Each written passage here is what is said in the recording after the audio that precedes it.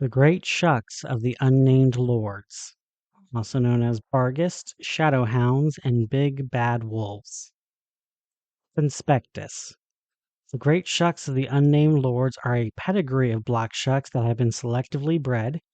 Just bred, I think it takes a little more than animal husbandry to create something like a Great Shuck, Ms. Nexus, for specific traits. Most notably, loyalty to a particular family name. It's been said that if lost or abandoned, they will heed the commands of whoever they perceive as their new master, but their loyalty to the bloodline that bred them is absolute. The threat posed by a Great Shuck is utterly dependent on the disposition of their master. Knowledge. Traits. Like common black shucks, Great Shucks resemble large, wolf-like dogs with shaggy, dark fur. In addition to supernatural strength and speed, they have the ability to move silently and appear or disappear when not directly observed. Their eyes are typically either red or gold and will glow brightly in the dark or when the dog is agitated. They definitely live longer than ordinary dogs and may even be immortal. Most unsettling of all is their howl. It's loud enough to carry for miles and has an eerie quality to it that can only be described as someone walking over your grave. What distinguishes Great Shucks from Black Shucks is that, despite their lupine qualities, their behavior is undeniably dog-like.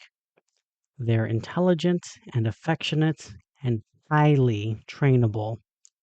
They're extremely effective guard dogs, as they will attack any threat to their master with a savage ferocity that can be truly horrifying to watch.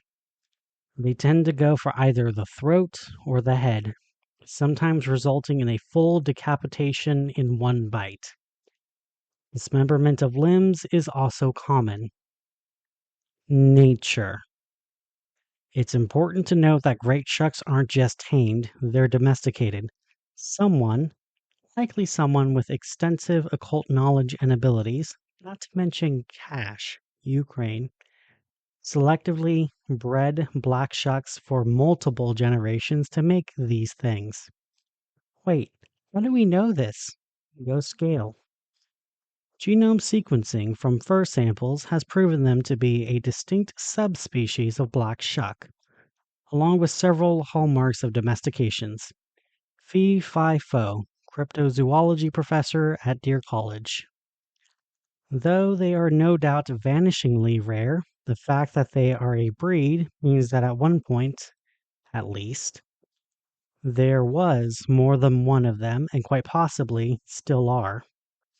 As mentioned above, the ultimate loyalty of a Great Shuck is said to lie with the family that created the breed.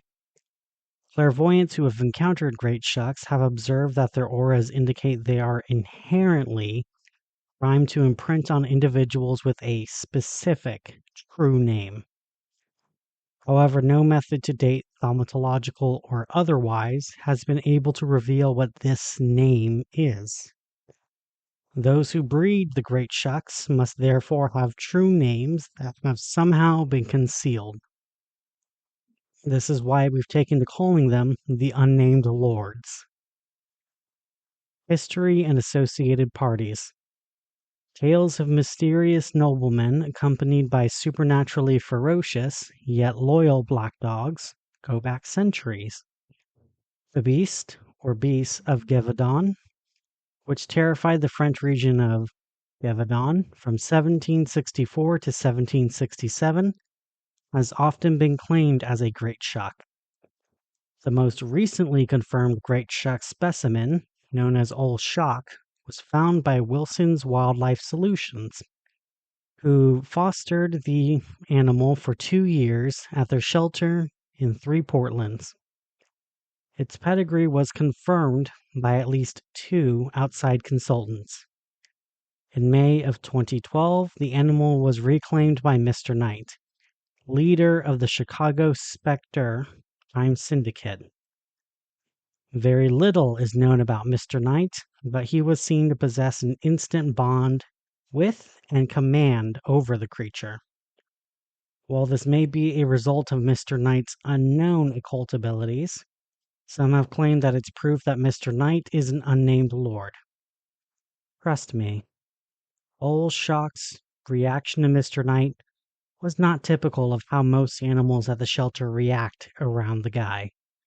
Birds stop singing, cats hiss, and most normal dogs run away with their tails between their legs. Mr. Knight may be a lot of things, but he's no beastmaster. That bond between him and Old Shock is something else. Harp. Unlike regular black shucks, a stray great shuck is unlikely to harm you, if unprovoked. They appear to have a strong desire to serve and will bond with the first person they can. If, however, they already have a master, they will not hesitate to kill on command or in their master's defense. While great shucks do possess corporeal bodies, they are also spectral in nature, and it's unlikely a physical attack could do serious harm to them. The French hunter Jean Chastel allegedly killed one with only a silver bullet on June 19, 1767. This bullet was self-made, however, and it's possible he imbued it with other thaumaturgical properties and chose to keep this a secret out of fear of persecution.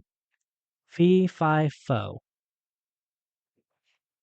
Defensive measures should primarily consist of anti-spectral wards and charms, but only as a last resort. Great shucks are incredibly dangerous, so it would be best to avoid antagonizing their master whenever possible. While the care of a great shuck is not very different from that of any other large dog, adoption is not recommended, as it's possible an unnamed lord may try to reclaim it. They may not be as grateful as Mr. Knight was to Wilson's. Other detail. Up until the incident with Mr. Knight, speculation on who the unnamed lords might be ran rampant, with no single theory rising above the others.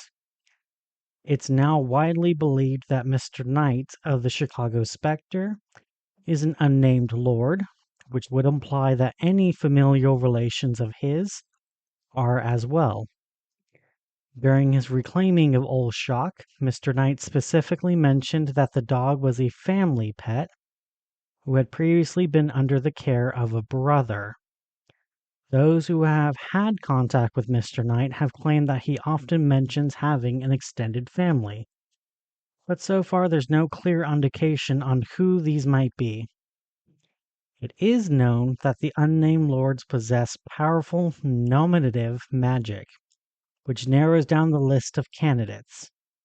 Dark, of Marshall, Carter, and Dark, is known to be highly skilled at nominative magic, and there's additional evidence that he... Isn't Dark a woman? Evie Fly.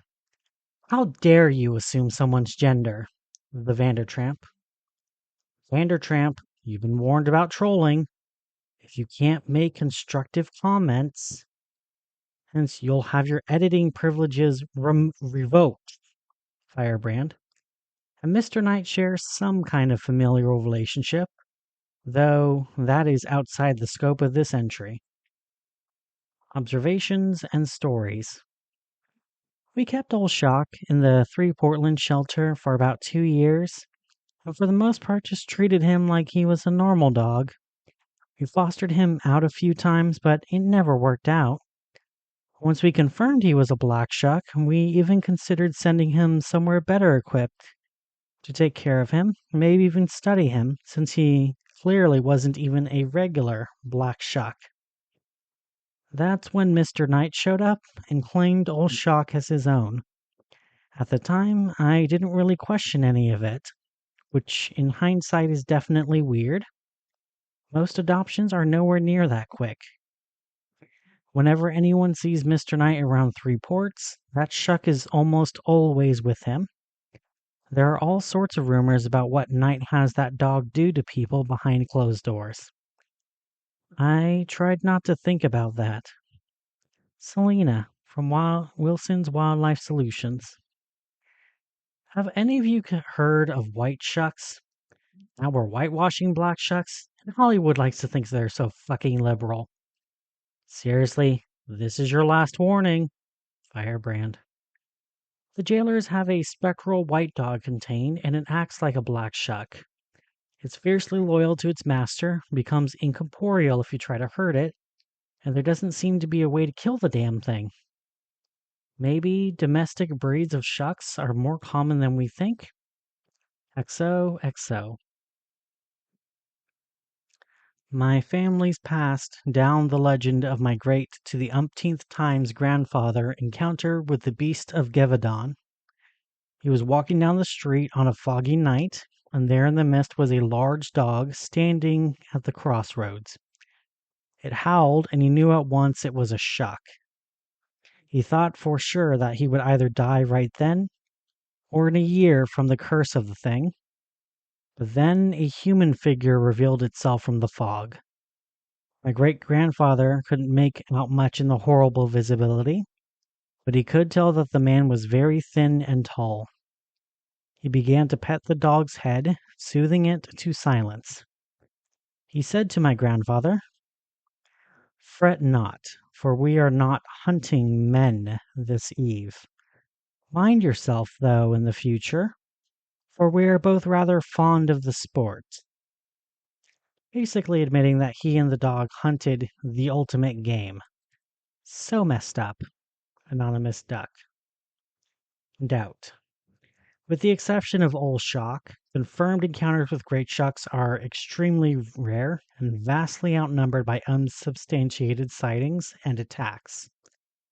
This, along with the exceptional ferocity of the breed, has made opportunities for study hard to come by.